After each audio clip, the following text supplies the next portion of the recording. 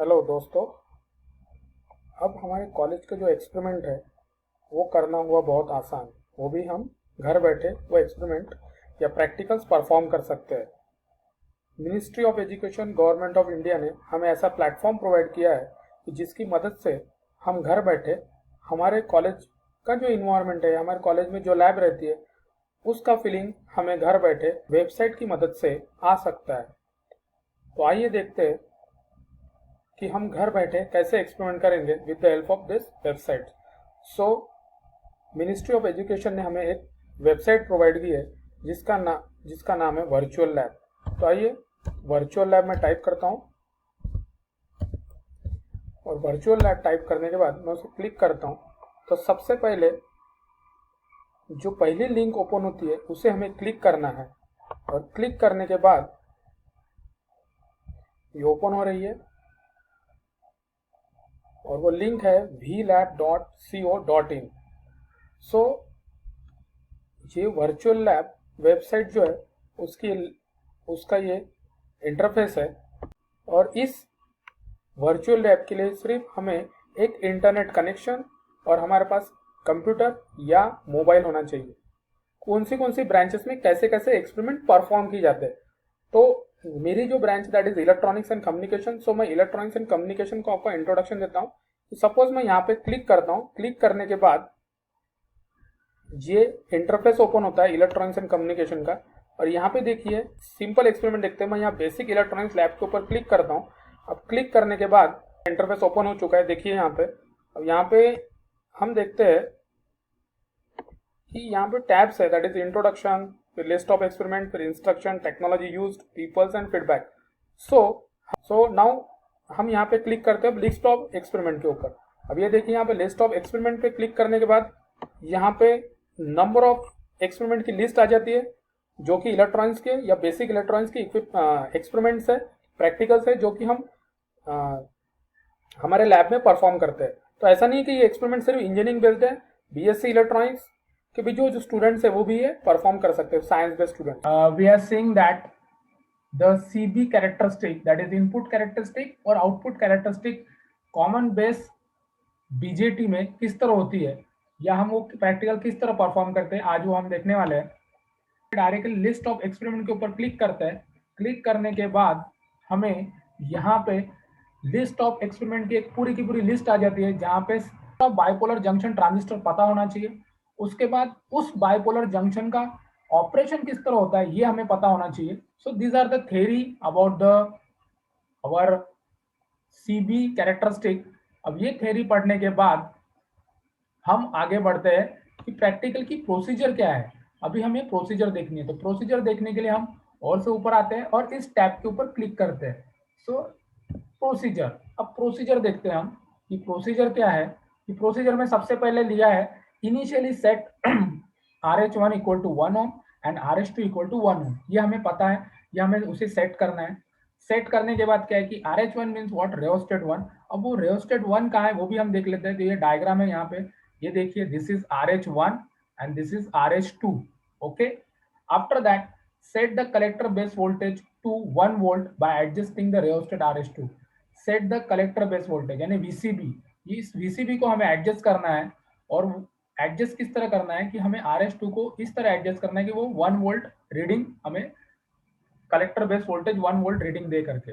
Okay, उसके बाद base emitter voltage जो है उसे हमें वैरी करना है। तो वैरी किस तरह करेंगे, हम इस RH1 की मदद से हम उसे वैरी करेंगे।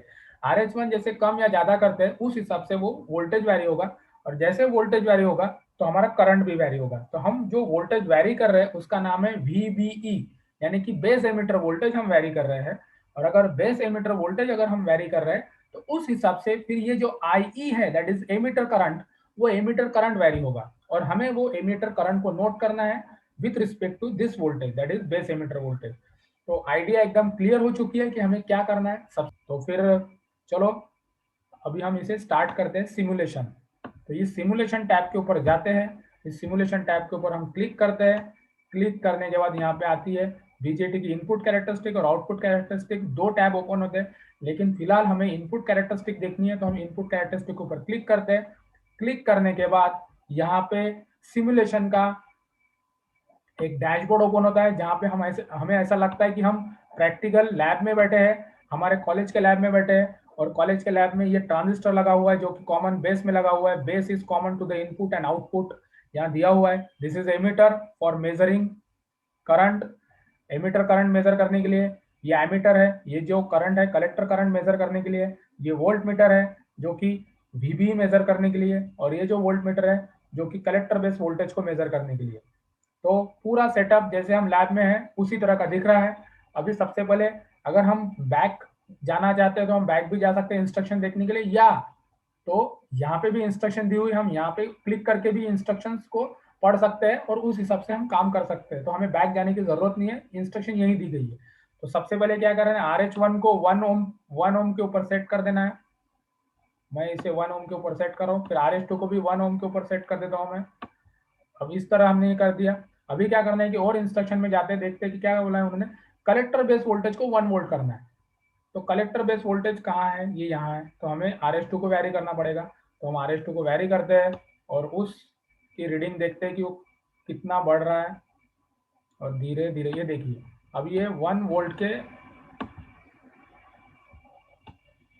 ये 1 वोल्ट के आसपास आ चुका है और ये सेट हो गया। देखिए दिस इज द 1 वोल्ट। तो ये 1 वोल्ट हो गया है। अब ये 1 वोल्ट होने के बाद अभी हमें क्या करना है, हमें इसको वैरी करना है, वीबी को वैरी करना है। लेकिन वीबी किसको कनेक्टेड है, RH1 को। तो ठीक है, हम RH1 को वैरी करते हैं, और RH1 को वैरी करने के पहले दिस इज जो फर्स्ट इनिशियल रीडिंग है उसको ऐड टू टेबल करना है।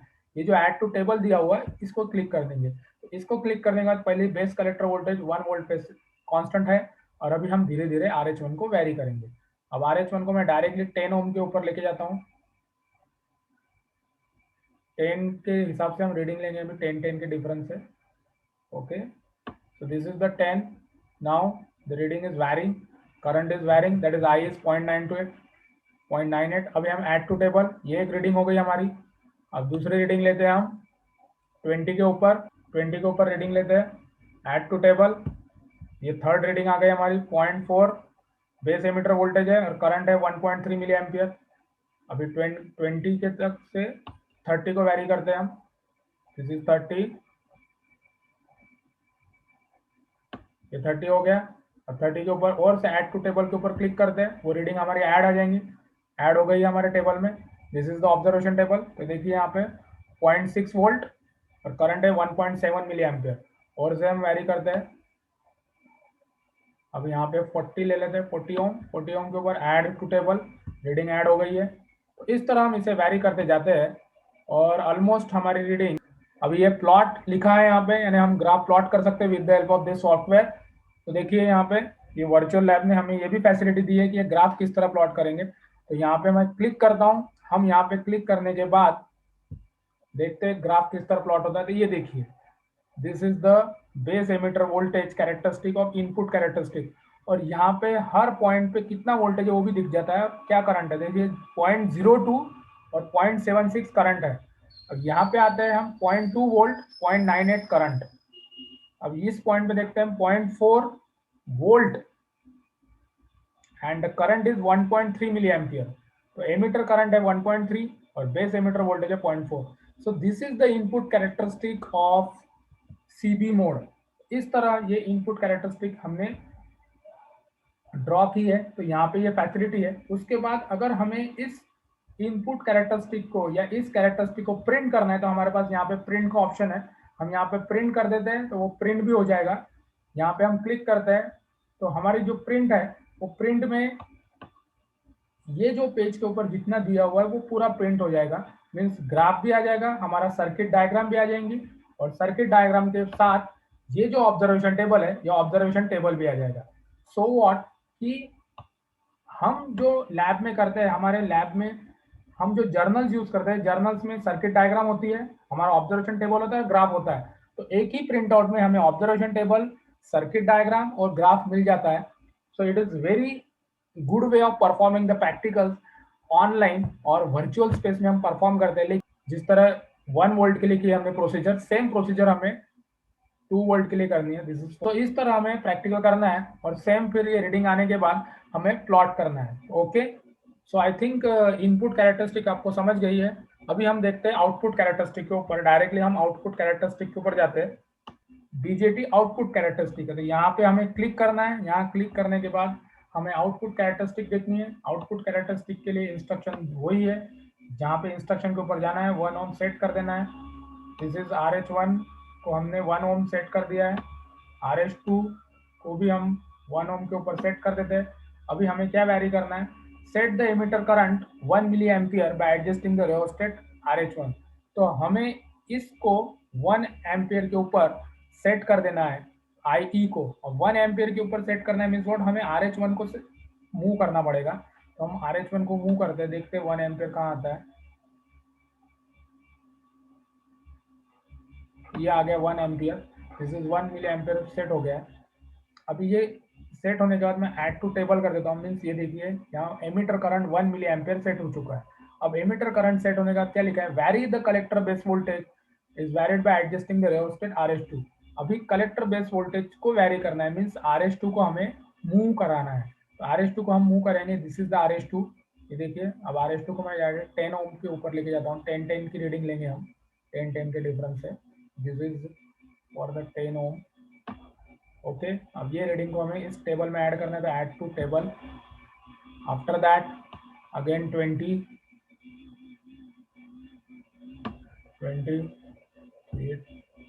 ऐड टू टेबल कर दिया हमने। 20 की रीडिंग आ गई है।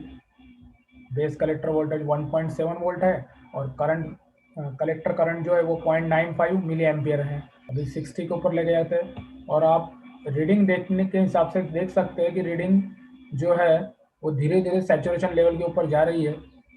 पहले करंट बढ़ रहा था, अभी करंट बहुत ही स्लोली बढ़ रहा है।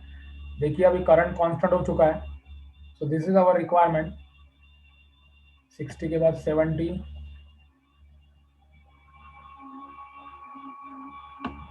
ऐड टू टेबल करते हैं। देखिए 6 पॉइंट वोल्टेज बढ़ रहा है, but the current is constant. तो ये आउटपुट कैरेक्टरिस्टिक इसी तरह होती है सीवी की। लास्ट रीडिंग लेते हैं 80। This is the last reading.